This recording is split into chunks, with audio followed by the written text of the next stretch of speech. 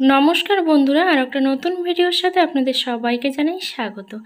আজকে নিয়ে চলে এসেছি বেশ কিছু কিচেন টিপস, যেগুলো জানা থাকলে সংসারের কাজ কিন্তু অর্ধেকটা কমে যাবে আর আমাদের কষ্টও কিন্তু অর্ধেক কমে যাবে। এখানে আমি একটা কৌটা নিয়েছি। এই কৌটার মধ্যে কিন্তু অনেকগুলো ভাগ আছে।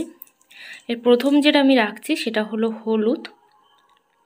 তো হলুদটা আমি অল্প করে রাখছি, যেহেতু আমার পরিমাণটা যেমন লাগবে আমি ঠিক ততটাই কিন্তু রাখছি। এভাবে যদি কাজ আমরা গুছিয়ে নিতে পারি তাহলে কিন্তু আমাদের সময়ের মধ্যে কাজটাও যেমন হবে, আর সাথে সাথে কিন্তু আমাদের কাজটা অনেকটা সহজ হবে। কারণ একটা কাজ যখন আমরা 3-4 বার ধরে করব সেটা কিন্তু একেবারেই হয়ে যাবে। এই সাইডটা আমি এখন দেব লঙ্কার গুঁড়ো। তো এই জিনিসগুলো আমি যদি গুছিয়ে রাখি তাহলে আমাদের কিন্তু সময়টা অনেকটা বাঁচবে। কি করে?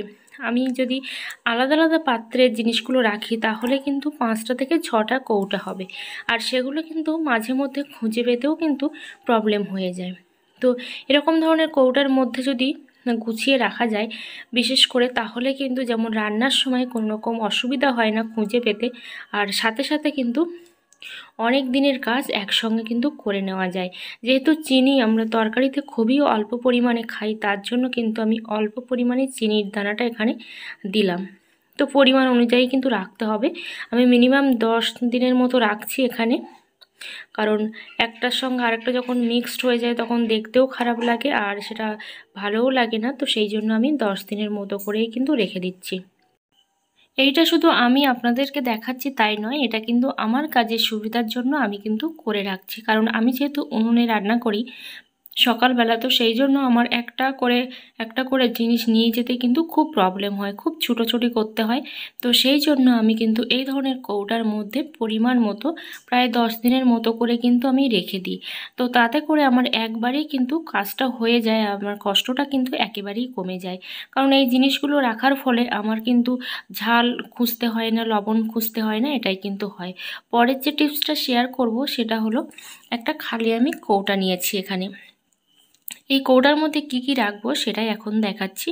এখানে আছে আমার জিরে গুঁড়ো। তো জিরে আমরা বাজার থেকে যে কিনে নিয়ে আসি সেই গুঁড়োগুলোও রাখতে পারি, আবার বাড়িতে তৈরি করা জিরের গুঁড়োও কিন্তু রাখতে পারি। এখানে আমি প্রায় 10 দিনের মতো করেই কিন্তু নিচ্ছি। এবার দিচ্ছি সেটা হলো ধনে গুঁড়ো। তো ধনে জিরে এটা কিন্তু পরিমাণটা বুঝে নিতে হবে কতটা ঠিক লাগবে সেভাবেই। তো জিরের পরিমাণটা একটু কম নিয়েছি আর ধনের পরিমাণটা একটু বেশি নিয়েছি। তো জিরেটা বেশি হয়ে গেছিলো সেই জন্য ধনেটা আরও একটু আমি দিয়ে দিলাম এর মধ্যে, তাহলে পরিমাণটা কিন্তু সেম হবে। এবার আমি যেটা দিচ্ছি সেটা হলো গোলমরিচের গুঁড়ো। এটা কিন্তু পুরোপুরি অপশনাল, অনেকেই এটাকে অ্যাভয়েড করতে চান, তো আমার খুব ফেভারিট গোলমরিচের গুঁড়ো, সেই জন্য কিন্তু আমি এর মধ্যে দিয়ে দিচ্ছি। এবার আমি এভাবে একটু শেক করে নিচ্ছি, তাহলে এটা সবটাই একসঙ্গে খুব ভালো করে মিক্সড হয়ে যাবে আর তরকারির কিন্তু একটা আলাদা ফ্লেভার চলে আসবে। চলে আসি বন্ধুরা পরের টিপসে।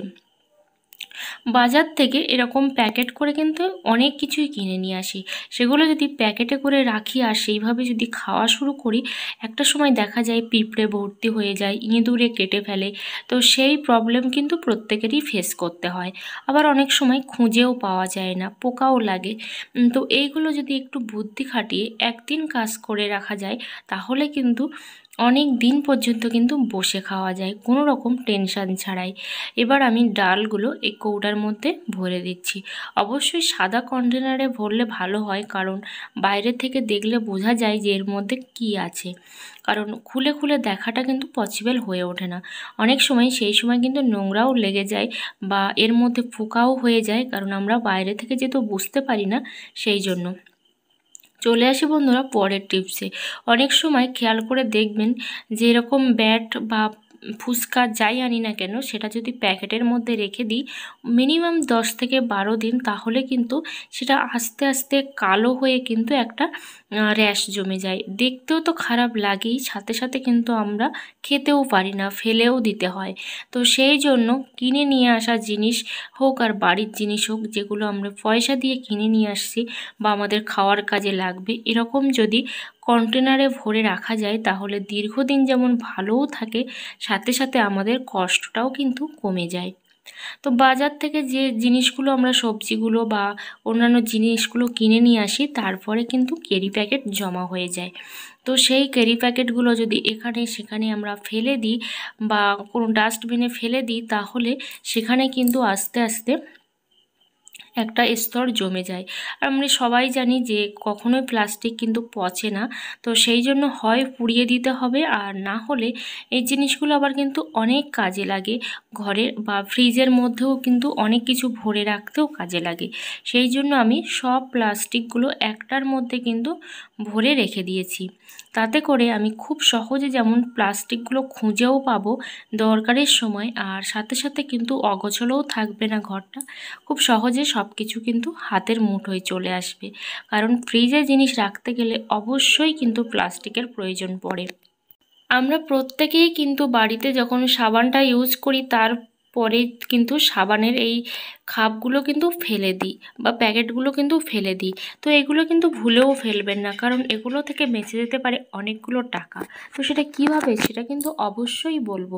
তার আগে বলি, এর মধ্যে যে একটা স্মেল আছে সেটা কিন্তু আমাদের প্রত্যেকেরই ভালো লাগে। কারণ আমরা সাবানটা কিনি কিন্তু এই নামগুলো দেখে, কারণ এটা কি সাবান তখন কিন্তু আমরা বুঝতে পারি। একটু ভালো করে শুঁকে দেখবেন যে কত সুন্দর একটা স্মেল আসছে এই প্যাকেটগুলো থেকে। কিন্তু এই প্যাকেটের মধ্যে কিন্তু কোনো রকম সাবান নেই, অথচ স্মেলটা কিন্তু পাওয়া যায়। তো এভাবে আমি খালি প্যাকেটগুলো কিন্তু ছিঁড়ে নিচ্ছি। তো এভাবে ছিঁড়ে নেবেন প্রত্যেকটা প্যাকেট। আর সেটা কি কাজে লাগবে অবশ্যই তো বলবো, আর সাথে সাথে অনেকগুলো টাকা কেন বেঁচে যাবে সেটাও কিন্তু বলবো। তার আগে প্যাকেটটা আমি এভাবে খুলে নিলাম। আমরা প্রত্যেকে যে তোশক বা গদি যাই হোক না কেন, কিংবা বালিশের কভার যখন আমরা ইউজ করি, তখন আমরা যদি এরকম উল্টে এর উপরে যদি সাবানের খালি এই যে প্যাকেট আছে এই প্যাকেটগুলো যদি ছিঁড়ে রেখে দিই, এভাবে যদি ছিঁড়ে রেখে দিই, তাহলে কিন্তু একটা সুন্দর স্মেল বের হয়। আর তার ফলে এখানে কিন্তু কোনো রকম পিঁপড়ে, আরশোলা এগুলো কিন্তু টুকতে পারে না এই জিনিসগুলো। আর দীর্ঘদিন পর্যন্ত কিন্তু আমাদের এই জিনিসগুলো খুব ভালো থাকে। এই গদি, বালিশের কভার এগুলো কিন্তু যেমন ভালোও থাকে, সাথে সাথে কিন্তু একটা সুন্দর গন্ধ বের হয়, যেটা আমাদের মন কিন্তু ভরিয়ে দেয়। চলুন বন্ধুরা, পরের টিপসটা শেয়ার করে ফেলি। আমাদের অনেকেরই কিন্তু চোখের প্রবলেম, কারণ যে যুগে আমরা এখন বাস করছি, প্রত্যেকটা বাচ্চা থেকে বয়স্ক মানুষ সবারই কিন্তু চোখের প্রবলেম হয়েই থাকে। তো চশমা ছাড়া অনেকেই কিন্তু দেখতে পায় না, কিন্তু এই যে প্রসেসটা আমি বলছি, এতে করে কিন্তু চশমার কোনো রকম প্রয়োজন পড়বে না। ফোনের ক্যামেরাটা অন করে যদি এভাবে দেখা যায়, লেখাটার ওপরে যদি ধরা যায়, তাহলে দেখবেন যে লেখাগুলো কিন্তু দ্বিগুণ নয় 3 গুণ কিন্তু বড় করে দিচ্ছে। তো কেন সেটা আমি আতশ কাজের মতো কিন্তু বড় করে দিচ্ছে। তো সেই জন্য অবশ্যই ক্যামেরাটা ধরে এভাবে দেখবেন, অনেক বড় বড় দেখাবে লেখাগুলো।